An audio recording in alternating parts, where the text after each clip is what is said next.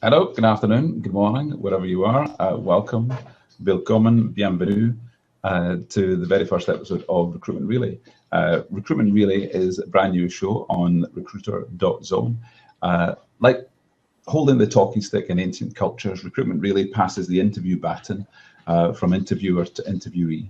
And as recruiters are all professional interrogators, I thought it'd be fun to put them under the spotlight and talk about how their career has evolved and their place in our industry. So, to be fair, I thought I should be the guinea pig in the first place and go first.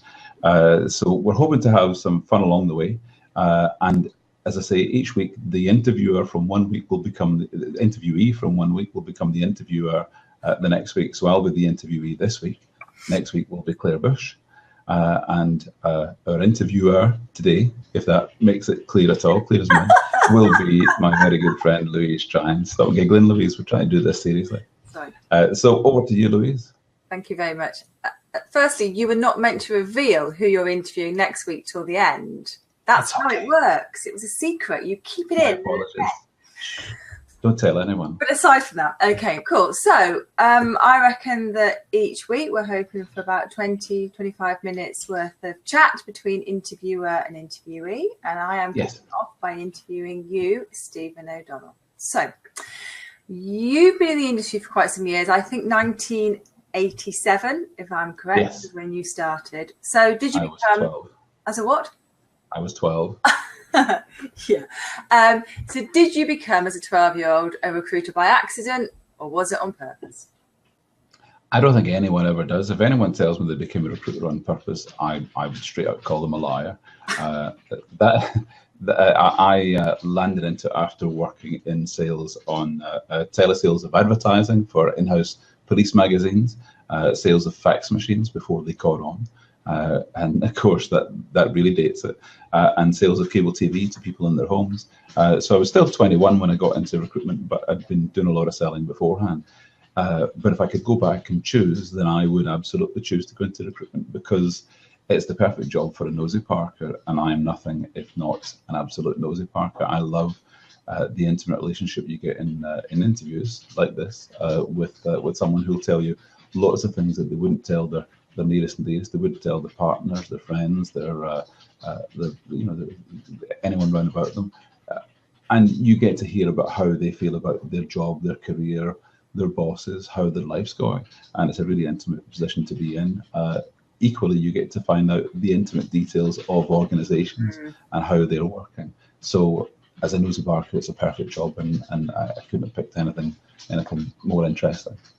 So what was your career? You started working for someone else back in 1987, and then what? I started 1 week after getting married. So I'm 30 years married this month and 30 years in recruitment this month. So I missed out on a honeymoon. And my first job was with HMS Recruitment, who at that time had, I think, close to 200 branches all over the UK. And I went on a fortnight's training course down in Leicester, of all places. To basically be taught how to interview, how to deal with clients, how to do all the things that recruitment consultants have to do. So, yeah, that was the first company. HMS aren't around any longer, but I was with HMS. Then a small company called Maxwell Bruce, which actually begat lots of the independent recruitment companies in Scotland. And then Search Consultancy. My last job was with Search, and that was, I think I left there in 1993, so I've not had a proper job since then. And that's a good point. So you have not worked as a recruiter since 1993, but you... No. I've not worked for other people since 1993. After that. I do still make the odd accidental placement with old clients and candidates from way back, but not on purpose.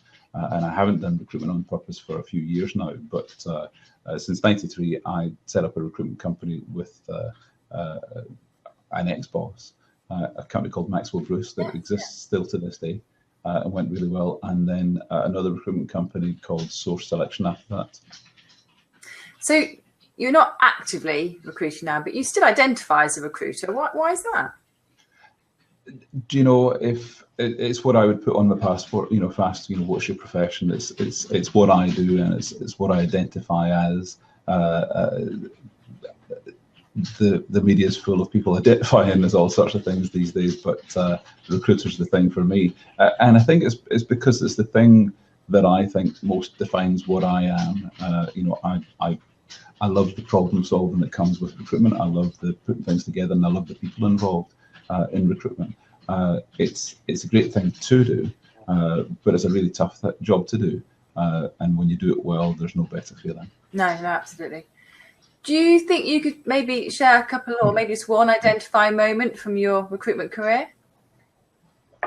In recruitment in the 90s, I realised fairly early on that you had to work a particular niche because competition is all well and good, but if you've got a niche that you're identified as recruiting in, then the employers and the candidates in that sector know that you're the specialist in that sector. And frankly, if you do that, then there's far less random competition from other recruitment consultants that are getting in your way to do business with those candidates and clients. So I worked specifically in the injection molded plastic sector, which sounds funny now. I still get a subscription from Plastics and Rubber Weekly.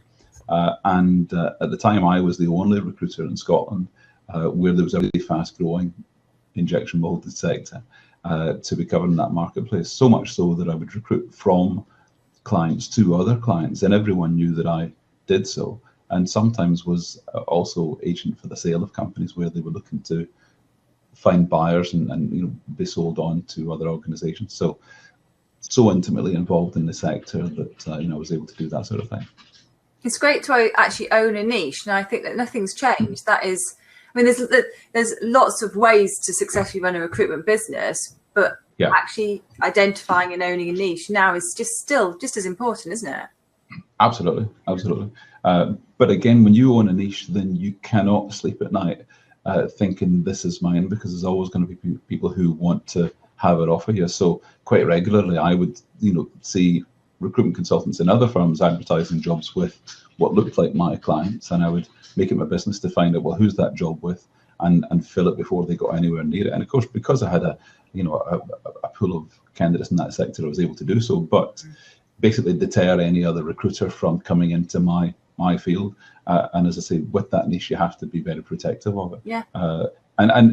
As in recruitment all the time, you have to do, if you're a recruiter, you can't be a part-time recruiter. You have to recruit 24/7. You have to be immersed in the job.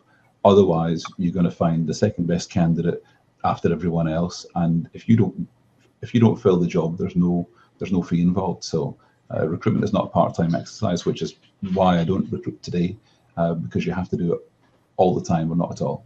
No. I mean, one of the other problems in this space is people getting jaded. I mean, it's a very cynical industry, and we're not best loved. So what has managed to keep you interested in this sector? It's the people. It continually evolves, and you could say, I mean, the dullest subject on the planet, people can get an interest in, whether it's macrame or knitting or baking cakes or any number of things. So if you get into the nuts and bolts of it, it can become fascinating. Mm-hmm. But for me, recruitment changes all the time because the people change all the time. If I was an in-house recruiter for an organization, I could see that getting a bit dull because you would be repeating the same recruitment exercises all the time. There'd be no variety. And I think keeping it fresh is vital to keep your interest in the day-to-day nuts and bolts of doing the job. Absolutely. Right, I'm going to ask you a very cliched interview question. What would you say your biggest weakness was? Delegation. I'm awful at delegation. I tend to, if I ask someone to do something, if I show them how to do something, then part way into doing it, I tend to barge in and bump them out, shoulder them out of the way. But and it's not that I don't think other people can do things.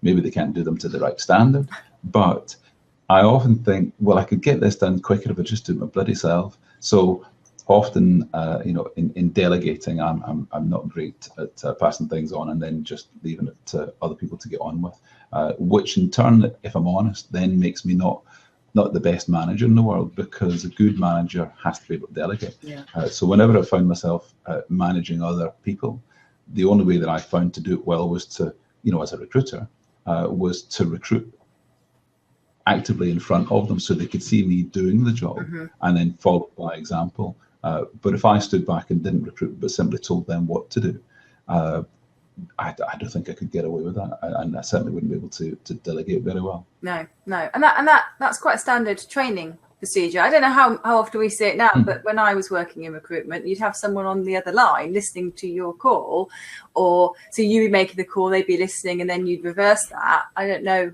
quite how much you get of that, but it's the right way to do it, isn't it? Yeah, absolutely.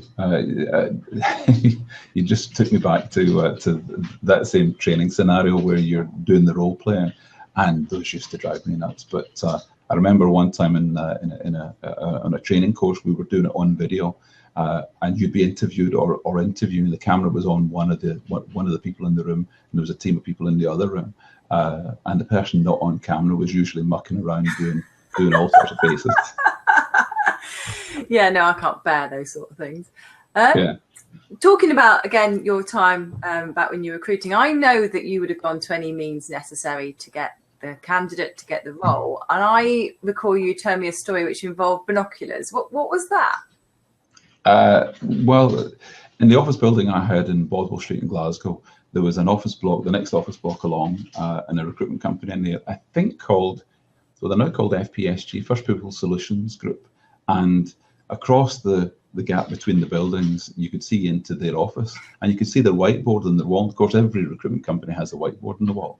I couldn't quite make it out, but with my binoculars, I could tell what clients they had, at what placements they were making. So once in a while, I would surreptitiously have a peek across the way and find out who their clients were. That is absolutely brilliant. I love that. Yeah. And actually, while we're on stories, there's brought to mind something else you had once told me about, where in recruitment, getting money out of people isn't always very easy. What was that? Well, I mean, there's a number of occasions where I've had to, pursue slow paying or no paying clients. But there was a client in particular, and I don't mind mentioning his name. I'm going to say out loud, Gordon McIntyre Kemp. I don't mind saying online. But at the time, he'd recruited from one of my staff an office manager, but then delayed and eventually wasn't going to pay the bill. And in speaking with him, he said, "Well, I thought we were friends, and it was, you were doing me a favour." I had to make it clear, no, this is what we do for a living, and there's an invoice due. You're going to have to pay it. In fact, he used to run an event in Glasgow. Well, these events were all over the world. First Tuesday, if you go back to the early 2000s, was not unlike true events now, where there was an event in every city in the country with all the .com bubble stuff going on. So he hosted the event, and I thought, well, if you're not going to pay, then I'm going to turn up at the event and wear a T-shirt. In fact, let me just fetch. I think I have the T-shirt. Give me just a second. Ooh.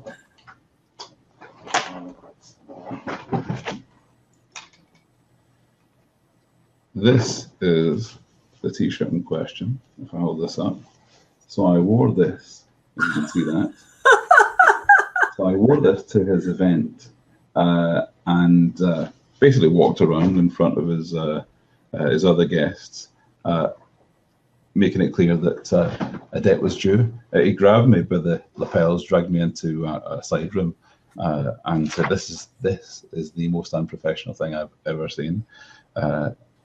And the only reply was, "Well, what do you call not paying your bills?" So he coughed up the next day.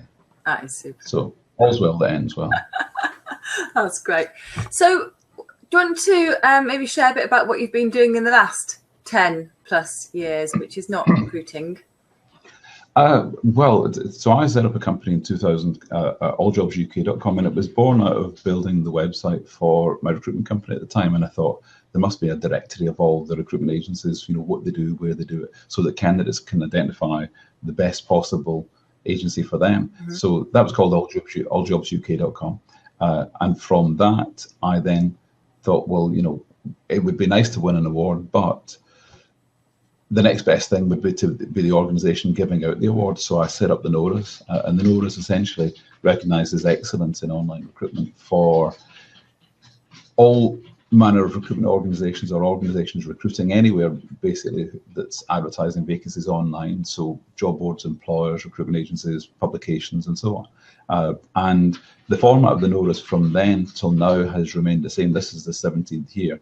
And from the very beginning, I wanted candidates to nominate sites to tell us what was great about a recruitment website from their perspective, and for our set of judges to judge the sites based on what a candidate is looking for. So if a job board offers great value for money to advertisers, we're not really that interested because candidates aren't interested in that. They're unaware of that. But we judge and assess websites from their excellence from a candidate's perspective. So I've been doing that for the past 17 years.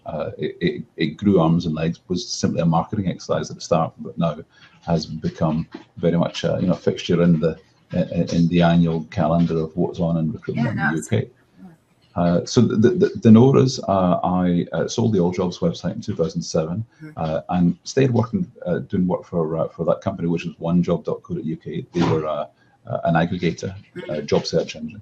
So did stuff with them for the next few years. And throughout all of that, doing consultancy work with a variety of recruitment agencies, employers, job boards, on what works best for them online, and of course doing work with yourself with UK Recruiter. So yeah, there's a variety of things that I've done, and every now and then like to add to that to broaden what's available from what's now called the NORA, the National Online Recruitment Academy. So all the members, the members are all the finalists and winners of the NORAs over the past 17 years. And we set up an event in June this year, which was inspired largely by TED Talk. So RecX was the event. You might see it behind me. Maybe not showing, there's a logo for RecX. But RecX, Recruitment Explained, it was essentially a platform where recruitment companies, employers, job boards, all of those can explain how they got to that level of excellence where they were a finalist or winner for the NORAs. We had a couple of people who were judges for the NORAs speaking also. So on that day, we'd 11 speakers altogether and at the Leicester Square Theatre in London. And all their talks are now available to see on recx.net. So if you want to see those, those are all available. We're certainly hoping to have more of those events. Certainly June next year we'll be doing it, but possibly in other locations as well. If we can take it around, then that would be a great thing. I also get involved in helping to run certainly the website of things and some of the events for True, the Recruitment Unconference with Bill Burman. So last week I hosted the 4th annual True Glasgow, and it went swimmingly well. It went really well. In fact, the entire day I was mostly concerned that the cock-up, which normally happens, hadn't come yet, and it was about to. But as it turns out, we got to the end of the day without anything going wrong, which was kind of amazing. You run events, and you'll know that there's always something. But weirdly, we made it to the end of the day, and it was a great day all round. The feedback was amazing. We also do Edinburgh. We hope to do Edinburgh, hopefully May next year. So so I do like organising events as well. Yeah, no, networking and connecting is a big part of what you do. I guess it's how we met, and it's what we share in common amongst other things, is the love of engaging with people. So looking forward, and this is, if we were doing a real interview, it would be a question I would ask you, is where do you see yourself in 5 years' time? I see myself in your job, Louise. That's the stock answer, or the thing you should never say. But no, in 5 years' time, I think we're going to be doing still a patchwork quilt of similar things, but and still to do with recruitment. But there's no real telling. As a recruiter, as a recruiter in perm recruitment, for example, your horizon is really only 1 or 2 months away. You've got candidates who are being interviewed, getting jobs, starting jobs, getting to the end of their 3-month trial period, so there's no rebates. And really beyond that, a recruiter can't really think too far. Maybe more so you can do it these days, but my horizon is equally short. So thinking about things, in 2018, is almost impossible for me because there's so much to do just now. So in 5 years' time, I hope the bills are still being paid. I hope the sun still shines, and hopefully still doing this sort of thing. Yeah. Well, for example, the Recruiter Zone channel is only something we've really developed this year, and that I would think going into next year with the number of shows we've got will just continue to grow and grow.